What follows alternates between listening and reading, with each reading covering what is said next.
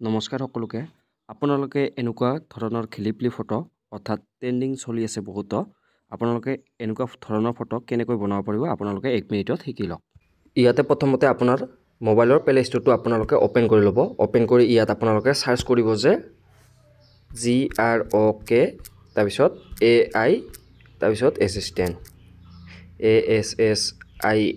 ASSISTANT assistant বুলি search কৰি ল'ব তাৰপিছত ইয়াত আপোনালোকে সেকেন্ড নম্বৰ অপশনটো দেখা পাইছে এইটো ক্ৰক বুলি এইটো আপোনালোকে ইনষ্টল কৰি ল'ব এনেকে মই ইনষ্টল কৰি লৈছোকে তাৰ পিছত ইয়াত আপোনালোকৰ পেজখন এনেকুৱা ধৰণৰ খোল খাব তাৰ পিছত ইয়াত আপোনালোকে আপোনাৰ জিমেইল একাউণ্টখন দি আপোনালোকে লগইন কৰিব ইয়াত তাৰ পিছত আপোনাৰ পেজখন এনেকুৱা ধৰণৰ খোল খাব তাৰ পিছত আপোনালোকে ইয়াত এইখন এই প্লাস অপশনটোত আপোনালোকে ক্লিক কৰিব তাৰ পিছত ইয়াত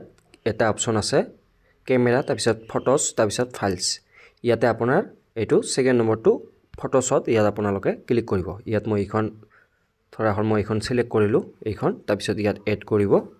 ইয়াত এড কৰি ইয়াতে লিখি দিব আস্ক এনিথিং ইয়াতে আপোনালোকে টাইপ কৰি দিব যে টাৰ্ন দিস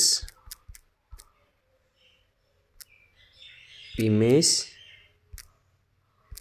ইনটু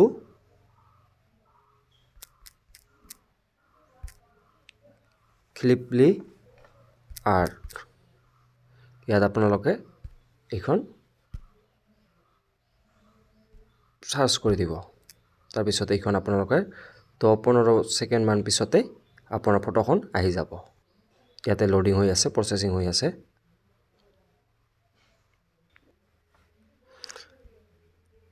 তাৰ পিছত এইখন আহিছে এইখন আপোনালোকে ইয়াত ক্লিক কৰিব ফটোখনত ক্লিক কৰি কিনে তাৰ পিছত ইয়াতে আপোনাৰ 3 ডট